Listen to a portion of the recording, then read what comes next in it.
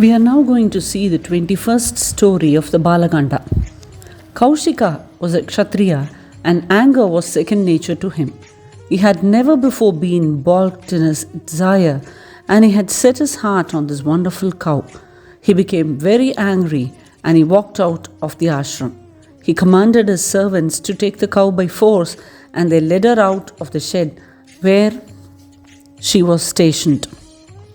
She thought to herself, "Why has the noble Vasishta abandoned me? What have I done that he should punish me thus? The servants of the king are dragging me away from here, and my father has not done anything about it." She was crying, and her tears were falling fast.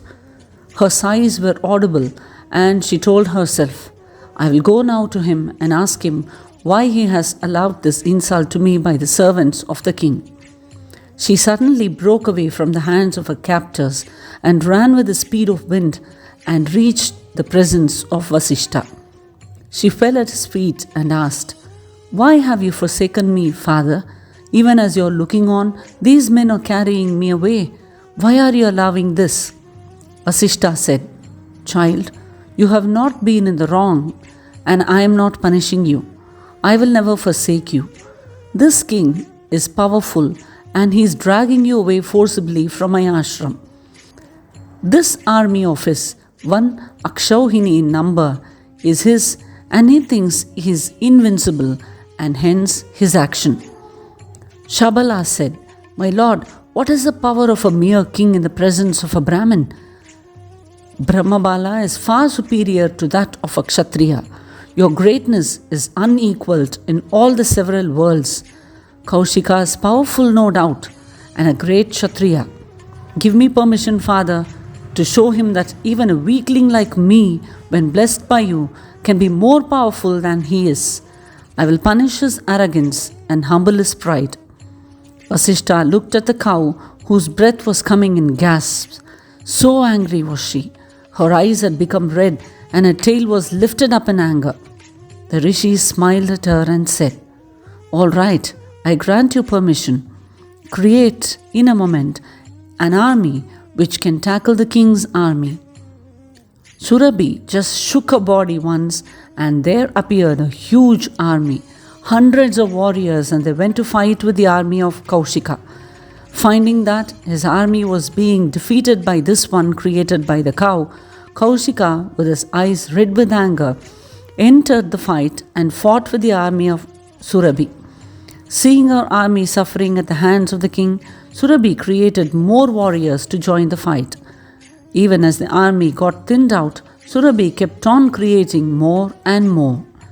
Kaushika was now joined by sons, and altogether they attacked Vasishta himself.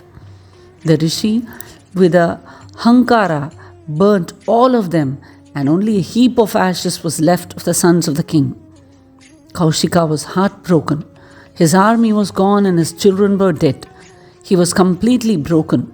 He was like the ocean without its power, like a serpent with its fangs pulled out, like a bird whose wings had been severed. His pride was humbled and his face was like the setting sun. All its fierceness was gone. Without a word, with his head hanging down, with his eyes bent on the ground, Kaushika left the ashram of Vasishta and went back to his kingdom. Kaushika's anger was unappeased and his thoughts were always hovering around the humiliating defeat at the hands of the cow's army in the ashram of Vasishta. Kaushika was disgusted with everything and he made a son of his stay and mind the kingdom. He then went to the forest. He went to the slopes of the Himavan where the Kinnaras were, and he began to perform a great tapas with his desire to please Lord Mahadeva. After a time, the Lord was satisfied with his penance of Kaushika, and he appeared before him and asked him, "Why are you performing this tapas?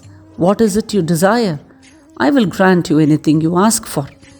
Kaushika prostrated before him, and singing his praises, he said, "My lord, if you are pleased with me, then grant me this boon.